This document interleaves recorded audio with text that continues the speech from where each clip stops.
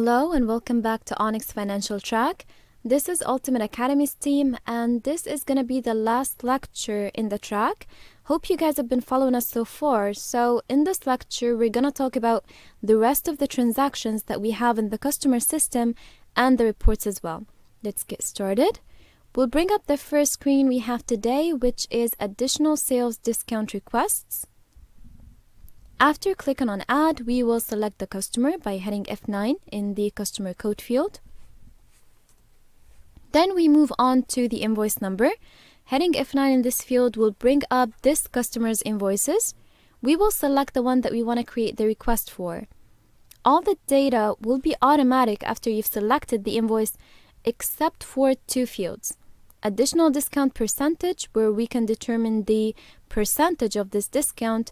If we select or if we say 10%, for example, then in the field additional discount, we will get the exact amount. And this works vice versa. So if we enter the exact amount in additional discount, the system gives you the percentage. A very important note that I want to highlight here. Additional discount is calculated based on the net sales, which is the value after the previously applied discounts. And since this is a request, you will need to approve it first so it would take place.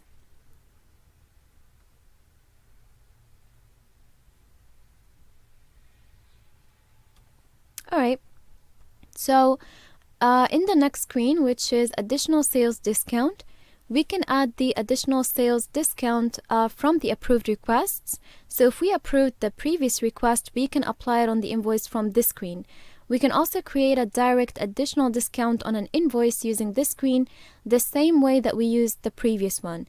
Only here it will not be a request, it's final and it directly affects the customer, discount, and revenue accounts.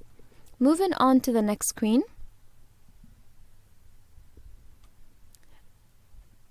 Alright, so the one we're taking next is going to be receipt vouchers, and we talked about this screen actually in the general ledger module.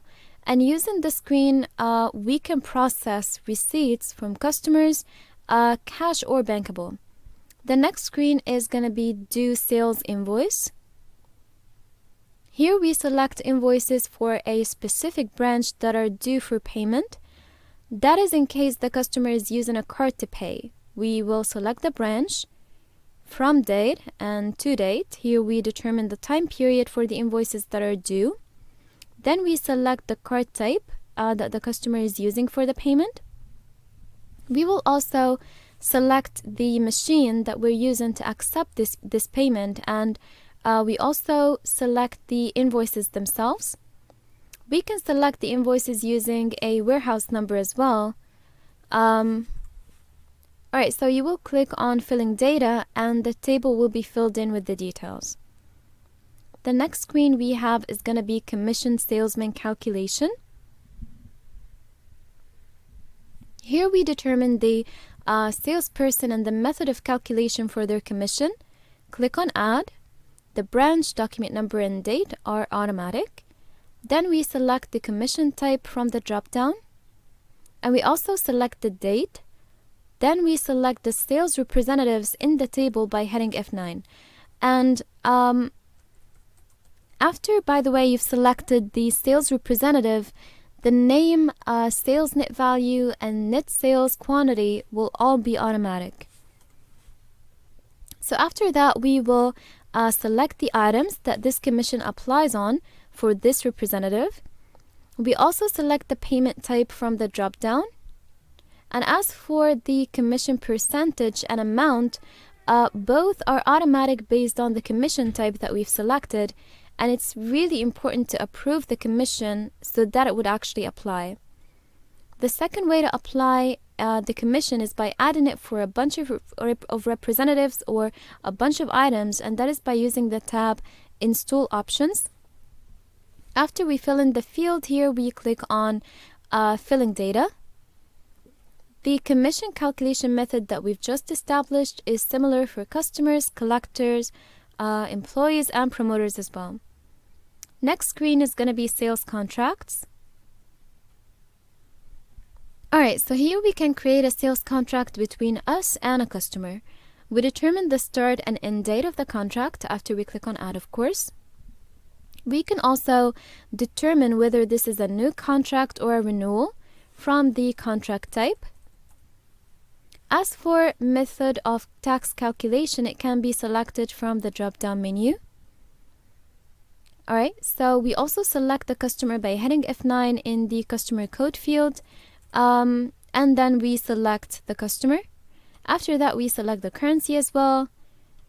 And I want you guys to note that all of these are essential information for the contract. Now, as we can see in the screen, we have 6 tabs. In Master Details, we enter the whole value of the contract in the, as in we determine the actual amount. If there's a discount on this contract, we enter the amount of the discount here. And of course, you can link it to a cost center if needed. And then moving on to items. So in items, we select the items included in the contract and the amounts. And in case this is a renewal of a previous contract, we enter the renewal details from the tab Period Expansion. In case we want to add additional amounts on this contract, we can add it from Add Amount tab. Batch date is in case we want to deliver this contract over several batches. First, we select the distribution method, monthly or period in days. If we go ahead and select monthly, then you will need to fill in the dates in the table. But if we select period in days, then we will get a new field, which is number of days. We can enter the days in between each batch. So for example, the first batch was sent out the 1st of January, and we entered 10 days. Then the second batch will be on the 11th of Jan. And of course, we determine the number of the batches. Okay, so in the tab Tax, we select the tax method and the type of the tax which will apply to this contract. And since this is a contract, it also has to be approved. Next screen is going to be distribution of coupon to salesmen. Alright, so you will click on Add. The branch, date, and the transaction sequence, they come up automatically. The representative number is mandatory. You will hit F9 and select the rep, which will take this coupon or the coupon book. In coupon type, we select whether it's going to be a coupon book or a coupon. And if we select coupon book, we'll find in the table the coupon book number and price which this representative will take. However, if we select coupons, then we will find the coupon number, quantity, price, issue date, and expiry date as well. In both cases, we have on the right sold checkboxes. If a coupon is sold, the box will be automatically checked. The second way we can use the screen, after choosing the representative code and coupon type, we can determine from coupon number to coupon number in the tab Install Options, then click on Filling Data. The next screen we have is going to be Return Coupon from Sales Representative. It contains the same options, but in this screen we are taking back coupons from the rep. Alright, so the next screen we have is going to be Coupon Sales. It's kind of like a sales invoice, but for coupons. We determine the branch, the customer we're selling to, the payment type, the coupon type, and all that. The difference between this and a sales invoice is that in the sales invoice, we select the items that we're selling, but here we are selecting the coupons that we're selling. Alright, so the last screen that we have in the transactions is going to be Customer Installment Adjustment. So here we're paying the customer's installments using different kinds of balances that they already have at our facility. You will click on Add. The branch, sequence, and date are automatic. Then we select the customer from customer code.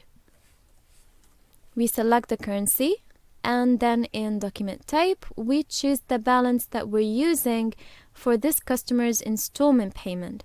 We have 6 different types: opening balance, journal voucher, receipt, sales return, incoming, and also at sales discount. After we select the document type, we enter the document number by clicking F9 and selecting it. The document date and amount are automatic.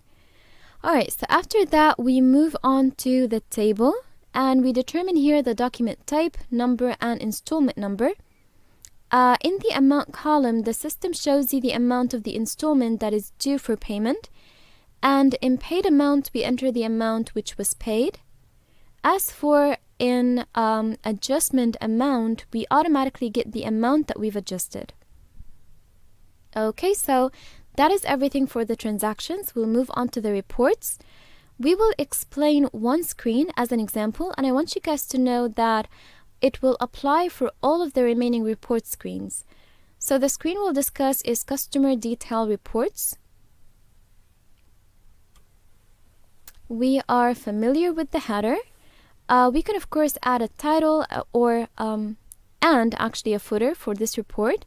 And we can view the customer's data according to a specific branch or branches from the fields from branch to branch. And we can also select specific customers by hitting F9 in the fields from customer to customer.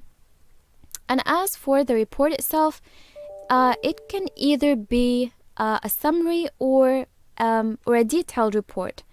So we can select that from report type. We can also view a group or groups of customers, a type or several types. And we can also view the customers based on any of the options that we have here. So we can also view the customers based on the credit limit, the customer exceed debit limit, the expired guarantee, or the favorite accounts by activating the relevant variable from the variables that we have on the right. Alright, so that is all for the screen and ONYX Financial Track in general. We really hope that you guys found this useful, and we hope that you've been following us all along. We will see you again hopefully in other tracks, and I hope you guys stay safe.